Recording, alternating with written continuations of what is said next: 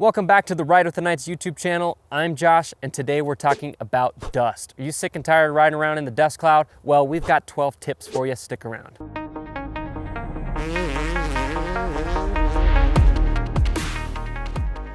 Being from Utah and growing up racing desert races around the West Coast, I have experienced my fair share of dusty races. I've hit rocks, ditches, cacti, trees, cars, other riders, all sorts of stuff. I want to equip you with techniques and skills you can use to improve your ability to ride in the dust. If you ride off-road terrain, then you ride in the dust. It's just that simple. Not all dust is the same, however. The dust you experience during the first 5 minutes of a dry desert race is different than what you're going to be experiencing 50 miles later. As the race progresses, the conditions will continue to improve as riders become more and more spaced out. In this video, we're going to cover 12 different techniques that you can use when racing in the dust. Use these techniques to improve your visibility, select safer lines, gain time on the rider in front of you, and execute passes when riding in the dust. If you can't see, you can't go fast. It's that simple. All of our dust riding techniques are structured around either moving to a location where you can see or improving your patience during the moments that you can't see.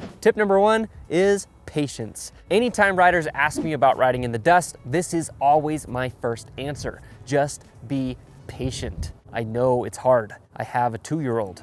Off-road racing is not a sprint. Don't rush, especially during the beginning of the race. Most mistakes that occur in the dust will happen within the first 5 miles of a desert race. Be patient and get through the start. This is by far the riskiest moment during a desert race. Reduce the risk by making smart, conservative decisions. You will have time to be more calculated later in the race. Tip number 2, get to where you can see. I've always said I would rather ride rougher terrain with good visibility than ride normal terrain with zero visibility. Even if there are rocks or ditches off of the trail, if I can see, then I can respond accordingly. If you can't see anything, you can't respond. If you find yourself in the dust, look for opportunities to move and improve your visibility. This may include transitioning to the other side of the trail, slowing down to let the dust clear, or leaving the trail altogether. Only use this technique when the dust is extremely thick and it feels more dangerous to ride on the trail. I only exit the trail maybe 5 to 10% of the time. Watch my GoPro videos and you'll notice most of the time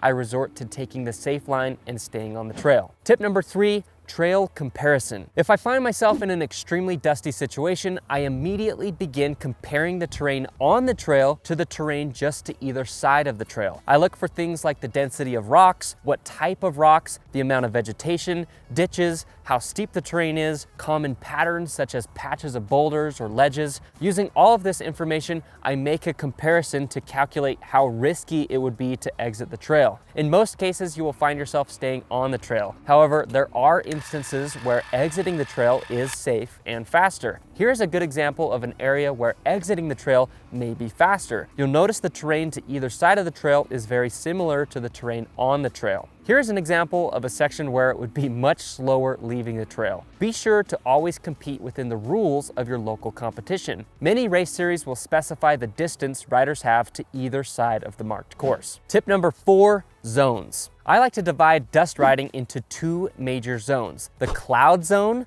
and the striking zone. The cloud zone refers to any time you are maybe 40 plus feet away from the rider in front of you and riding in the thick of the dust cloud. The striking zone refers to any time you are within 40 feet of the rider in front of you. A good indicator is to observe whether your eye line is past the dust cloud or not. As soon as you breach the cloud of dust, you are within striking distance of the rider in front of you. I like to separate these zones because depending on which zone you're in, you will use different techniques. Tip number 5, keying. Keying refers to using both the bike and body movements of the rider in front of you to help predict the upcoming terrain. If you can see the rider in front of you, use their movements to help warn you of upcoming terrain and predict how much speed you can carry through uncertain sections. I like to observe how much their rear tire gets kicked around, how much they absorb the handlebars with their arms, and how they adjust their weight to prepare for braking. Each of these indicators will give you vital information about the terrain ahead. Using this information, you can react quicker to upcoming terrain. If I am close enough to see a rider and key off of them, I am likely almost within striking distance to make a pass. I usually like to use the keying technique to bridge the gap between the cloud zone and the striking zone. Tip number 6, wait for a mistake. This is one of my favorite techniques to use when riding in the dust. Simply follow the rider in front of you, patiently waiting for any mistake to be made. As soon as they blow a corner, dab in a rock section, or tip over, now is your chance to strike. Take advantage of any tiny hiccup and you'll be able to capitalize on their loss of momentum. This technique becomes more tricky when you are fighting for first place. However, if you're fighting for any other position, chances are the rider in front of you is also battling dusty conditions. If you focus on riding smooth and carrying your momentum, it's inevitable that at some point the rider in front of you is going to make a mistake and open up a passing opportunity. This is a very effective technique, especially if you combine it with the following technique. Tip number 7, maintain pressure. In order for any of the dust techniques to be effective, especially patience, tip number 1,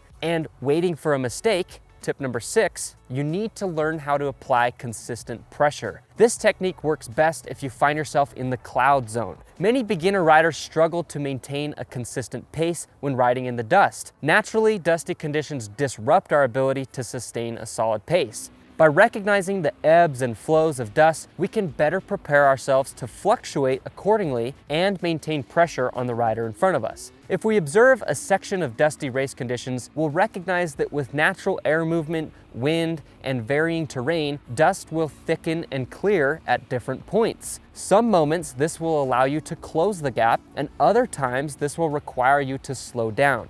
This creates sort of a repeating slinky effect. Understanding this common pattern will help you maintain your composure. Many riders become frustrated and discouraged each time that gap is increased. Go fast when you can see, check up if you can't see. Despite this repeating process, do your best to maintain pressure on the rider in front of you. You can do this by taking advantage of the brief moments you can see to close the gap back up. Make sure that you are close enough to the rider ahead that they can feel your presence. You want to be close enough to the rider ahead that if they make a mistake, you can capitalize on it. Tip number 8, mirroring. The only way to execute a pass is to actually take a different line than the rider in front of you. If you follow exactly in the tire tracks of the rider in front of you, you'll never be able to make a pass. The mirroring technique is done by taking the opposite line of the rider in front of you, or mirroring their every movement. Imagine a reflection that is divided by the very center of the trail. Everything they do, you do on the opposite side of the trail. If they are on the left side of the trail, you go to the right side. If they dive to the inside of a corner, you go outside. The mirroring technique works best when you are within the striking zone.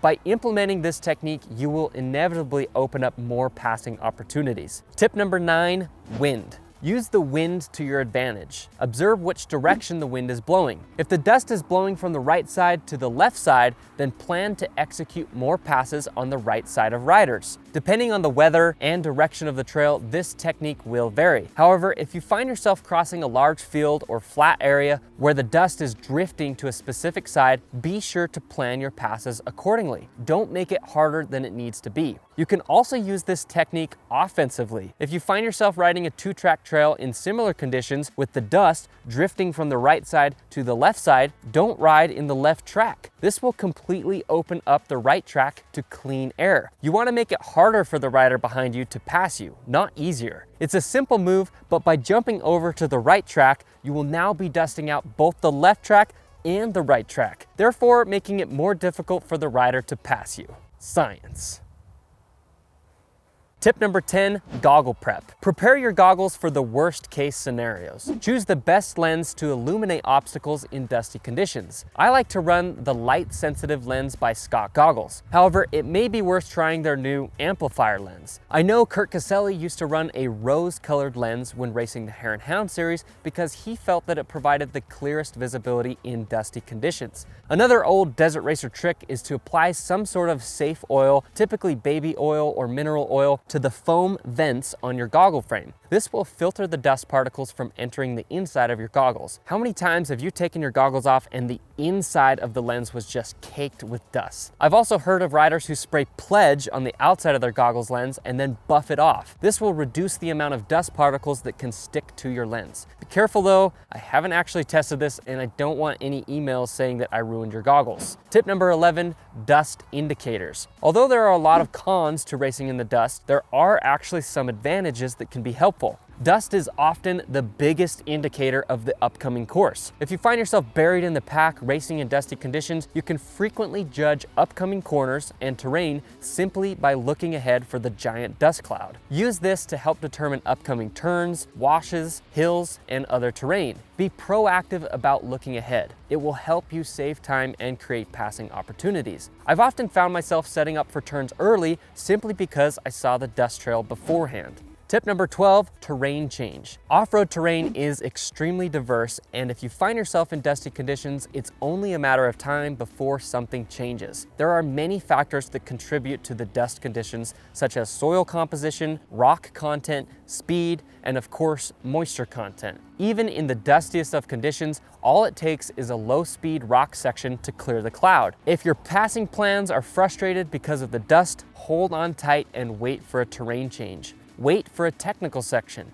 wait for a sand section, wait for some rocks. Sooner or later, the terrain will change and your passing opportunities will change. Remember to consider where you are in the dust zones. Are you stuck in the cloud or are you within striking distance? Plan your strategy accordingly. Write down all 12 of the dust techniques that we just covered and consider which zone you would use each technique. Dusty conditions can be discouraging, but more importantly, they can be dangerous. Make sure to maintain your composure and be patient. Things will work out. That's it for dust tips. Be sure to study these and think of ways to implement them into your own riding. Thanks for watching. See you guys in the next video, and remember to keep on ripping.